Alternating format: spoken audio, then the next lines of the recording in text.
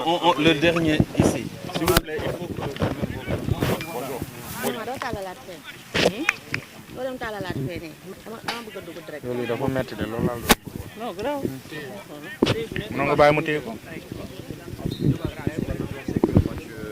Que le match passé, une équipe qui rentre sur le terrain avec la même envie de gagner que hier, une équipe qui est prête à tout donner et mourir sur le terrain.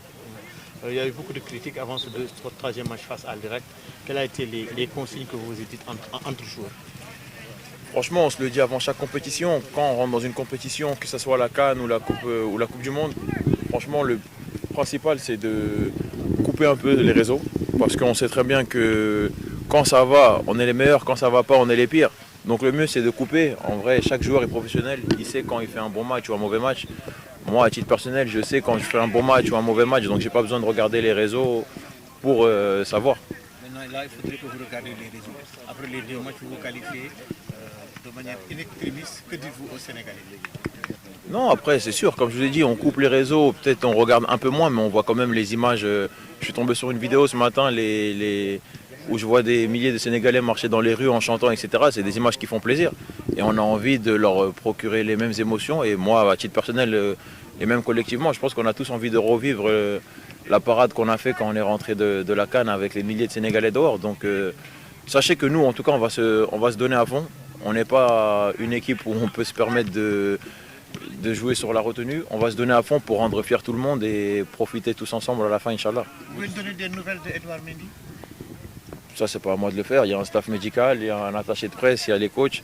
Mais non, en tout cas, j'ai une très forte pensée pour lui parce que c'est quelqu'un avec qui je m'entends très bien. C'est comme mon frère. Ça veut dire que j'étais le premier déçu et il était le premier content quand il m'a vu sur le terrain hier. Donc non, on a une relation fraternelle. Je lui souhaite de se rétablir très vite et qu'il soit vite de retour parmi nous, Inch'Allah. Sur le plan personnel, comment avez-vous vécu votre première titularisation du monde? Non, c'est beaucoup d'émotions parce que j'ai beaucoup galéré dans ma carrière. J'ai fait des années de chômage, j'ai été dans des clubs de basse division. Au final, j'ai toujours cru en Dieu, j'ai toujours cru en moi, j'ai jamais arrêté de travailler. Et alhamdoulilah, aujourd'hui, c'est des choses comme ça qui font que si j'ai un message à faire passer à tous les jeunes, croyez en vos rêves et n'arrêtez jamais de travailler et prier. Mori, vous êtes qualifié avec 3 points, beaucoup de calculs, un petit peu comme la Côte d'Ivoire à la CAN 2023.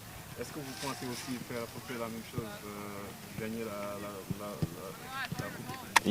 Inch'Allah, c'est tout le mal qu'on se souhaite. Ça, on l'a appris à nos dépens en Côte d'Ivoire. Maintenant, le principal, c'est de prendre match par match et d'avancer comme Idi le dit, choki choki rek. Notre tournoi qui commence, Mori, est-ce qu'au sein de vous, vous avez parlé maintenant des erreurs à ne plus commettre? On a parlé de tout, ce qui a été, ce qui n'a pas été, ce qu'on peut améliorer, ce qu'on doit enlever. On a un groupe, comme je l'ai dit auparavant, avec des cadres en or. Ils sont toujours là à l'écoute, avec des jeunes qui sont à l'écoute et qui veulent apprendre. Donc non, franchement, on a tiré un bilan de tout. Et maintenant, à nous d'avancer et Inch'Allah, prendre match par match, comme je l'ai dit auparavant, et d'aller le plus loin possible. Merci les gars, merci les gars. Merci.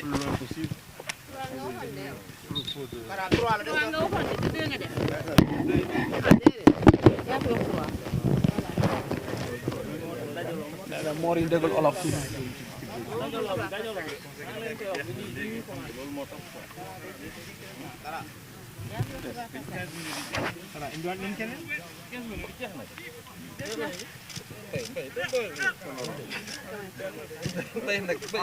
Yàlla bu ma doyal ci kër Doyal wóorul. doyal waaw doyal moom Doyal wóorul. waxewuma foofu